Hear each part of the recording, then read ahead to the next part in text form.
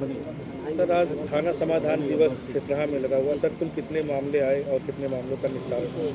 देखिए, आज जनपद सिद्धार्थनगर में जिलाधिकारी और कप्तान साहब का अध्यक्षता में थाना दिवस केसरा थाना में आयोजित किया गया है। इसमें 13 प्रकरण हम लोगों को सामने आया और 13 प्रकरणों में 2 प्रकरण का मौके पर निस्तारित किया गया। बाकी 11 प्रकरणों में राजस्व विभाग और पुलिस का निर्देशित किया गया है। वो मौके पर स्वयं जाके मतलब निरीक्षण करके आवश्यक कार्रवाई करेंगे। तो दोस्तों, हम मौजूद हैं इस समय सिद्धार्थनगर जनपद के आदर्श नगर पालिका परिषद बांसी के नरकटहा में।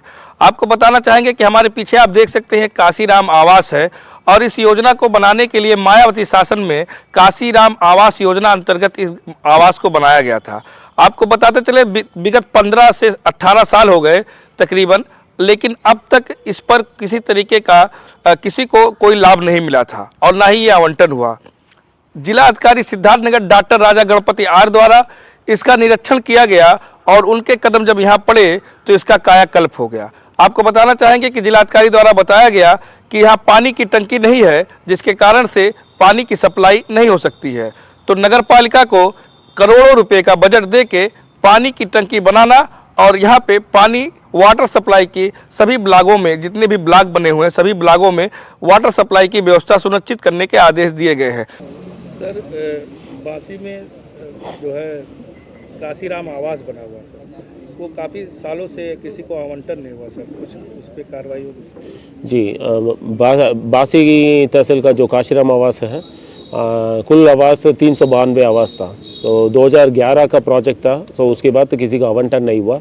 इसका संज्ञान में जिला प्रशासन का स्तर से लिया गया है और इसका बैठक भी हम लोग ने व्यवस्थित किया और बैठक के माध्यम से ये निर्णय हुआ है 392 आवास का आवंटित करने में जो शेष पैसा है उसका जिला नगर पालिका परिषद के माध्यम से दिया जाएगा।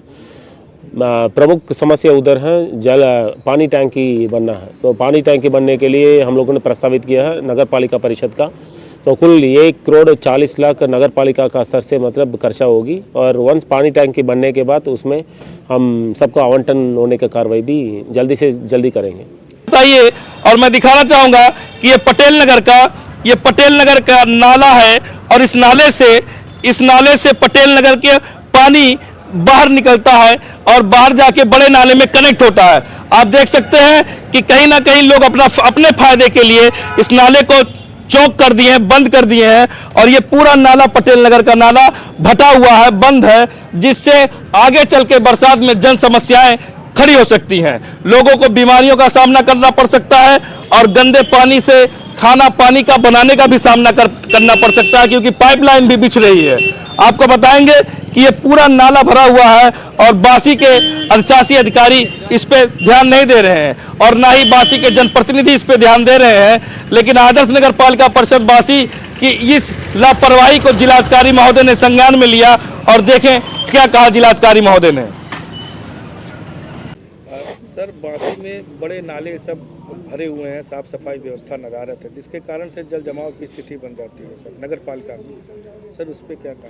देखिए, नगर पालिका पर प्रशासन को स्पष्ट निर्देशित किया गया है और कड़ी चेतावनी भी दिया गया है। सुबह और शाम को दोपहर मतलब साफ सफाई होती है और साथ में जहाँ जहाँ नाली का में भराव है उसका डीसिल्टिंग का कार्रवाई करने के लिए भी निर्देशित किया गया। सर, तो दोस्तों, हम मौजूद हैं इस समय सिद्धार्थनगर जनपद के आदर्श नगर पालिका परिषद बांसी में। आदर्श नगर पालिका परिषद बांसी के NH-28 पे एक मामला बहुत गंभीर चल रहा है और गंभीर प्रकरण ये है कि NH-28 पे एक शुरू में जब जिलाधिकारी राजा गणपति रामास्वामी जी का आगमन हुआ था तो उन्होंने कार्रवाई की थी और कार्रवाई करते हुए जितनी दुकानें लगी हुई थी उन दुकानों को हटवा दिया था। लेकिन जब गरीब राजा गणपति आर तक पहुंच के अपनी समस्या बताए तो उनके आदेश के क्रम में दोबारा पुनः दुकानें लगने लगी। उनके आदेश के इस आदेश का फायदा यहाँ के जो जमींदार हैं, जिनके पीछे आप देख सकते हैं पीछे बागीचा और जमीनें हैं, उन जमींदारों ने उनके आदेश का फायदा उठाते हुए NH-28 पे आप देख सकते हैं मिट्टी पटवा दी और मिट्टी पटवा के एक भारी भरकम रकम वसूलने का काम किया और ये जो दुकानदार हैं इन दुकानदारों का शोषण करना चालू किया, जिसके बाद मीडिया एक्टिव हुई और जिलाधिकारी महोदय को इस प्रकरण की सूचना दी। तो सूचना के पाते ही जिलाधिकारी महोदय ने मीडिया के समक्ष ये बात कहते हुए कहा, मीडिया से बात करते हुए उन्होंने कहा कि जब तक इन दुकानदारों के लिए एक जगह सुरक्षित ना कर दी जाए तब तक कोई इनसे किसी तरीके का शोषण नहीं करेगा। और जो ठेले पे और सड़क NH-28 पे पटरियों पे दुकान लगाते हैं उन दुकानदारों को किसी को किराया भी नहीं देना होगा। लेकिन कहीं ना कहीं ये जो भू माफिया है ये ज़मीनों पे कब्जा करके और गरीब लोगों का शोषण करने में अपने आप को बिल्कुल माहिर और ताहिर कर चुके हैं। ऐसे लोगों के ऊपर जिलाधिकारी महोदय द्वारा कार्यालय द्वारा कार्रवाई करने का पूरी तैयारी बना ली गई है। अगर कोई व्यक्ति किसी व्यक्ति का शोषण करता है, ठेला लगाने के नाम पे, दुकान लगाने के नाम पे, NH पे दुकानें लग रही हैं और पीछे उनके खेत मकान हैं और अगर वो उनसे किराया ले रहे हैं तो उनके ऊपर कार्रवाई होगी। ऐसे प्रकरण में लोगों को जिलाधिकारी महोदय द्वारा एक बड़ी राहत दी गई है 26 जनवरी गणतंत्र दिवस के अवसर पे। कैमरामैन परजन के साथ टाइम टुडे में सिद्धार्थनगर से राशिद मलिक की रिपोर्ट। NH-28 के हाईवे पे जो दुकानें लगती हैं उन दुकानों का लाभ पीछे के जो ज़मीन के स्वामी हैं वो लेते हैं। सर इस पे क्या कार्रवाई होगी? देखिए ये प्रकरण संज्ञान में है। ये मतलब जो कड़ी कार्रवाई करने के लिए SDM साहब को निर्देशित किया गया और साथ में जो NH का किनारे का ज़मीन पे जो कब्जा करके रखा इन लोगों को ज़मीन तलाश करने के लिए भी कहा सो दैट ये गरीब व्यक्ति को उधर शिफ्ट करके मतलब हम खाली कराएंगे।